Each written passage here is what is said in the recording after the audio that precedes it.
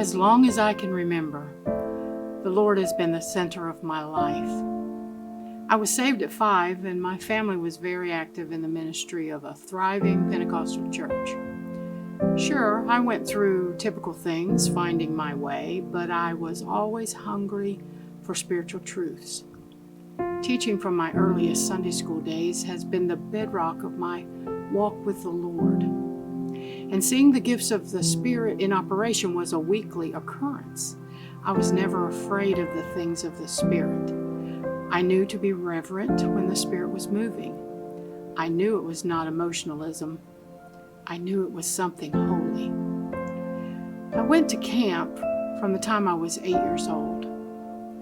We had activities, went to music and Bible class during the day, and had lively church services every night. When I was 11, one night at camp became a vivid, treasured memory. The sermon was over, and we were praying in the altar, girls on one side, boys on the other. After we'd been praying a few minutes, a little girl I didn't know turned to me and quietly asked, "Will you pray for me?" A wave washed over me. I was overwhelmingly humbled that she would ask me, and filled with compassion for her boldness in asking.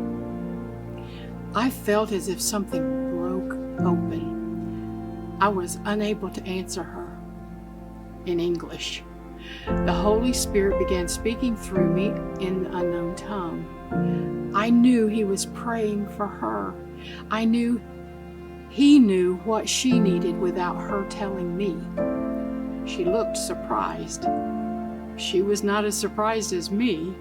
I hadn't been asking for the baptism of the Holy Spirit at that altar service. It was an altar call about surrendering to God's call on your life. And in answer to my prayer for God to use me, He baptized me in the Holy Spirit. This didn't happen in a fervor of emotionalism. It didn't happen because someone was telling me what to say, or because I was begging or saying Jesus, Jesus, Jesus real fast. The Holy Spirit came on wings of overwhelming love and humility and filled me with Himself. It was real.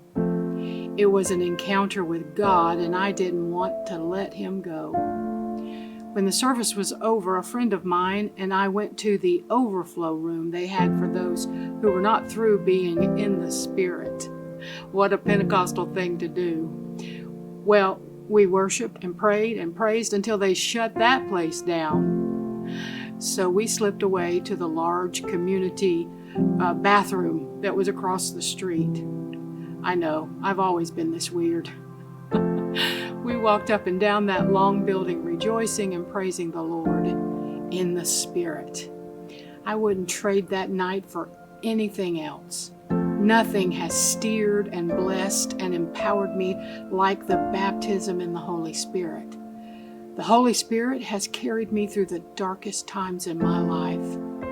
As I've lived a life praying in the Spirit, He has healed my broken heart, fixed relationships, warned me of danger, raised me up from a death sentence, directed my prayers and ministry to other people.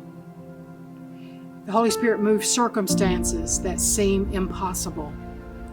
I needed the baptism of the Holy Spirit to navigate through life. Today's children need Him too. I'm praying that there is a revival of the outpouring of the Holy Spirit for children in our churches around the world.